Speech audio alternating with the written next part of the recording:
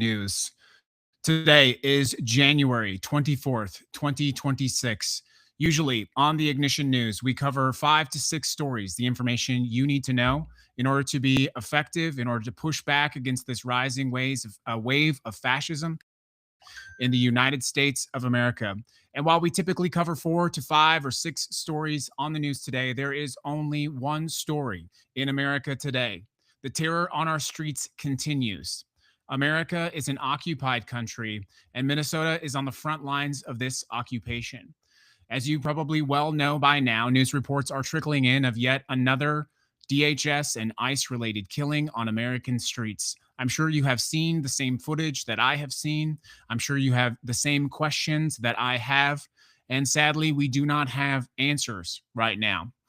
But I want to take a moment as someone who considers myself a member of the American resistance, and I want to speak directly to the people of Minnesota at this time. First, residents of Minnesota, we see what is happening with the terror on your streets at this time. In spite of a massive and sort of unprecedented attempt by both the flailing news media, the absolutely ineffective opposition party, algorithmic control and censorship of social media platforms, the capitulation of our politicians, and most importantly, the absolute failure of the American media, we see what is happening on the streets of Minnesota. We stand with you, and we stand ready to come to your defense. Welcome to the Ignition News, everyone. A 37-year-old man has been killed on the streets of the United States of America. There is once again blood on the streets in Minneapolis at the hands of the federal government. For those of you who may not be aware, reports are coming in today that about 9:05 a.m. today in Minneapolis, what we know so far is that DHS and ICE were conducting an immigration operation in the city of Minneapolis. I will pause to say that we now know with absolute certainty that these operations have been lazy, have been uncoordinated, ineffective, and have often resulted in detaining, arresting, or apprehending the wrong individuals. You may have seen, of course, the video of this old man, this 70-some-year-old man wearing no shirt, brought to his car in the cold in Minnesota, wearing slippers, a grandfather. As an example, what you may not have seen because of the failing media in this country is that that old man was eventually released because he was not a criminal. He was here legally. And likely this happens hundreds of times per day in Minnesota. When on January 6th, the United States government deployed 2,000 ICE and DHS officers to Minnesota, the next day, Renee Good, also 37 years old, was murdered on the streets of Minneapolis. The federal government lied about what happened to Renee Good, and they called her a domestic terrorist. There is no reason to believe the current story from DHS and the federal government at this time, though at this time they are saying as follows. Some version of they were involved in an altercation with this gentleman who had a handgun and apparently 2 magazines. Multiple video angles confirm a different story, multiple video angles of both the incidents leading up to this, and then, of course, the horrible altercation prove, in fact, that there was an excessive use of force. In the video, which is now widely circulating, you can see 6 to 7 federal agents attacking this individual, piling on top of this individual, putting their knees on this individual. Six to 8 of these individuals piling on top of this individual, holding him down.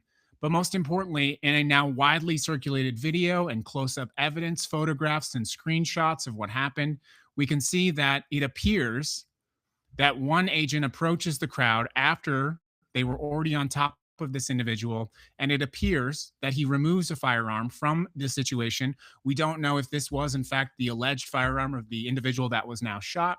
We don't know if it was a different weapon, but what we can see is that for sure, a DHS officer, whether that's ICE, DHS, or some other version of that, walks away from the scene.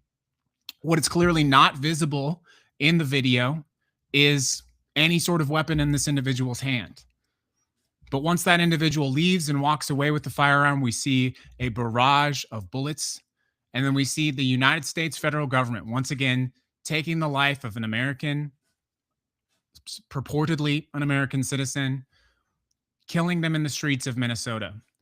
over an ICE operation which is both unwarranted, excessive, and unnecessary. Another unnecessary death has happened at the hands of ICE, but this is indeed predictable.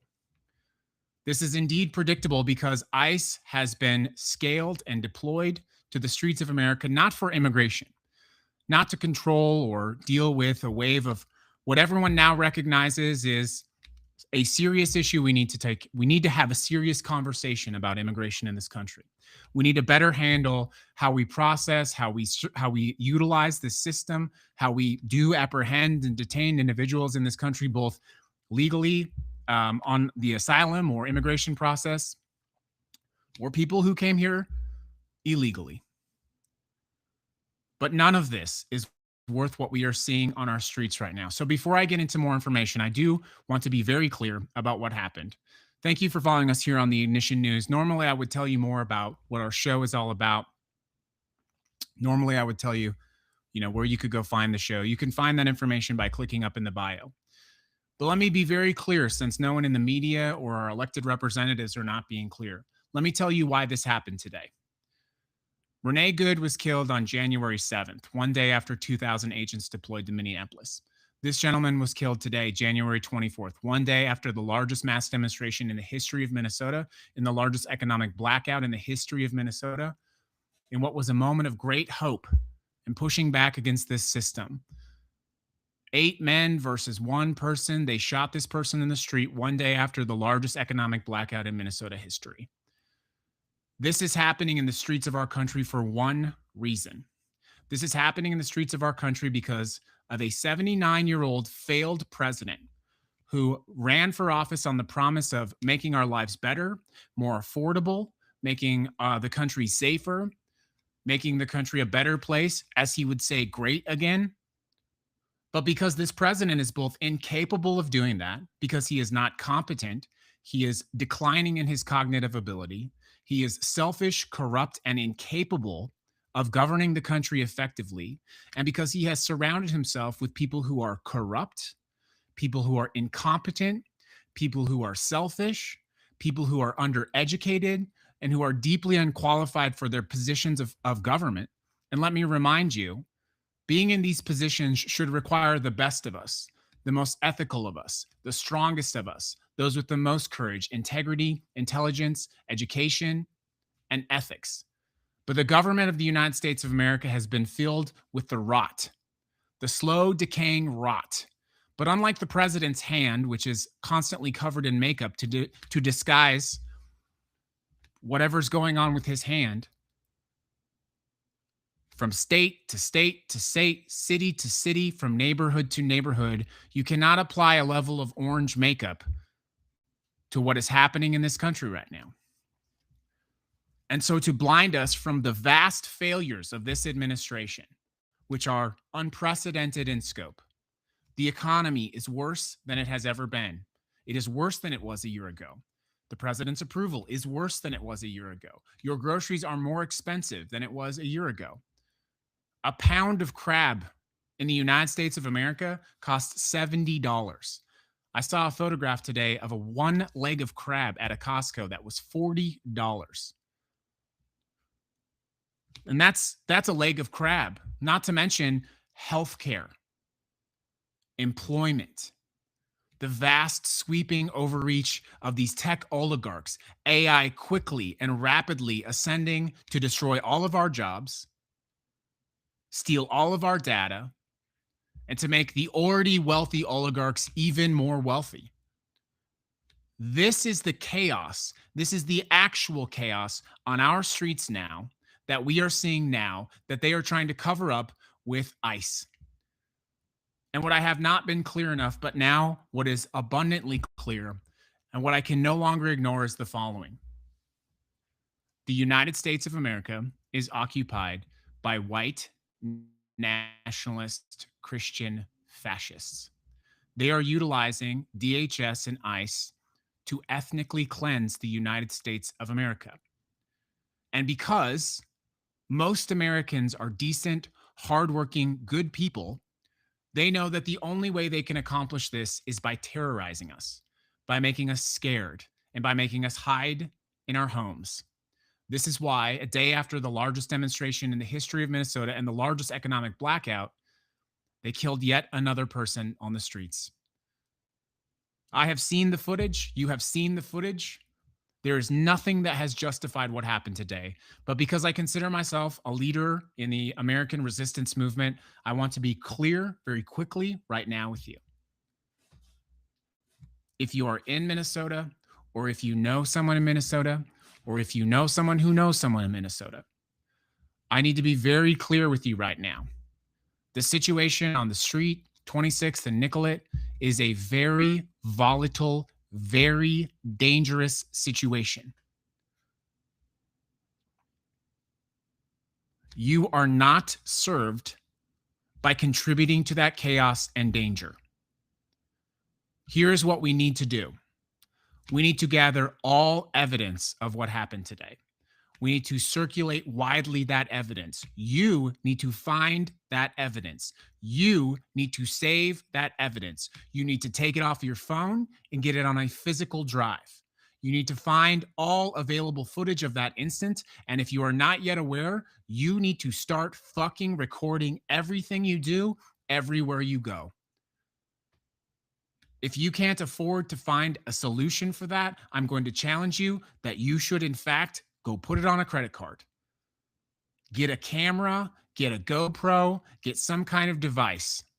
Because if there had not been cameras there today, if someone had not been recording today, they would have said they killed that man for good and just cause, in self-defense. But we know that's not what happened. You need to prepare yourself because you will inevitably be put in a situation like this. You will be put in a situation like this in your community. You need to be unafraid and you need to be ready to document the crimes of this administration. But let me also be clear, as a member of what I consider the American resistance, this is designed to keep you terrified. This is designed to keep you afraid. This is designed to make you think that the next time that you see something, that you simply keep driving, or that you simply keep going, or that you go home, or that worst of all, you pretend that this is not happening. But it is happening. More and more Americans are waking up to this reality, and we are best served by protecting our communities this way. We are now seeing religious figures in the United States, clergy, priests, rabbis, rallying to the cause, indeed putting themselves on the line, standing in front of this tyranny. Make no mistake about it. We are living in a time when priests and clergy, religious figures in this country have been very clear. The government is tyrannical and they are forces of evil. They lie. The government posted an AI image of a black woman they arrested. They darkened her skin. They made her cry. They wanted to convict and try her in the court of public opinion. And today, just like Renee Good, before an investigation has been completed, and in spite of what we are seeing with our own eyes, what we are seeing with our own faces, the government is lying to us yet again. I've seen many different videos, and I want to be very clear. I want to know the truth.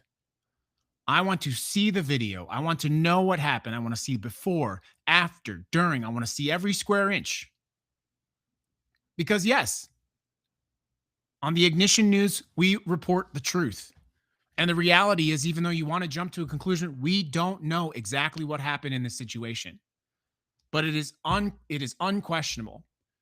These agents responded with excessive force. This is a pattern of continued escalation from DHS and ICE. And they do not need to be there. They do not need to be in Minnesota. They do not need to be conducting these operations. But now we're seeing live from the streets of Minnesota. We're seeing them deploy pepper bombs and explosions, tear gas, orange gas, green gas on American streets. For what? And the reason is simple: to terrorize you.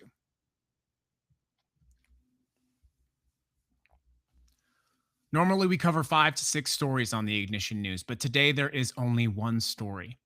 The United States government is overreaching and it is run by incompetent people who have no idea how to de escalate the situation, how to run the government effectively, how to make your life better. And so, what they have done is they have chosen to terrorize you and to make your life worse. What happened in Minnesota today was unnecessary. What happened in Minnesota today may well be a crime, but just as with Renee Good, we know that this government may try to cover this up. Indeed, it appears they already have.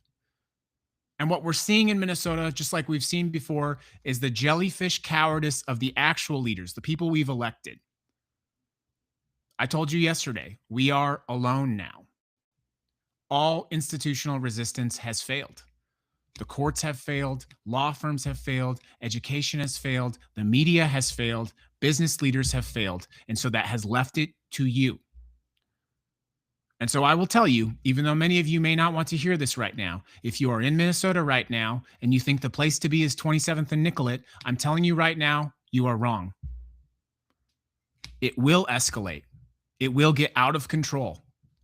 And what this government will do, run by these incompetent cowards, is much worse. So go home. Get the evidence. Hold them accountable. We will return to the streets on our terms. Do you hear what I'm saying? We will return to the streets on our terms, not on their terms. We will protect our community on our terms, not on their terms. We will preserve evidence on our terms. We will find the truth on our terms. We will save our community on our terms. We will tell the truth on our terms. I understand that people are upset. I understand that people are passionate, but you cannot win against these tyrants when you're passionate, upset, and you make mistakes. Don't make a mistake. Go home. There will be another day on the street. There will be another January 23rd. There will be more resistance. There will be larger resistance. We are alone now, but that does not mean that we are alone because we have each other. We will find out what happened today. This tyranny in America will end, but it will require you to have courage. Have courage today, not fear. Let me close out today's Ignition News with the following. If I wasn't clear enough, you need to make a plan to prepare, to record, witness, and document everything. You need to build effective community. You need to know who you can call in your neighborhood, in your town. I understand you want to turn on the news right now and focus on what's happening in Minnesota. If you do that, you're going to waste the rest of your day. Today, you need to find people in your neighborhood, in your town, in your community. Don't waste today because of the crimes of this administration. Once again, the United States government is lying to us about what happened. They will lie again, and they will lie when it happens to you.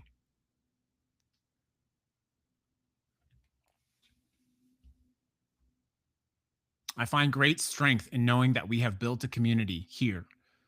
I find great strength in knowing that we have the moral clarity of the moment. But if you are in Minnesota today, you need to go home. Not because we are cowards, not because we are weak, but because we are educated, smart, and we understand that this is our community. We will return to the streets on our terms. This has been the Ignition News, everyone. There are many stories happening in the country today, but today, January 24th, 2026, there is only one story. The United States federal government has killed another citizen in a failed operation run by failed people. But we will return to the streets.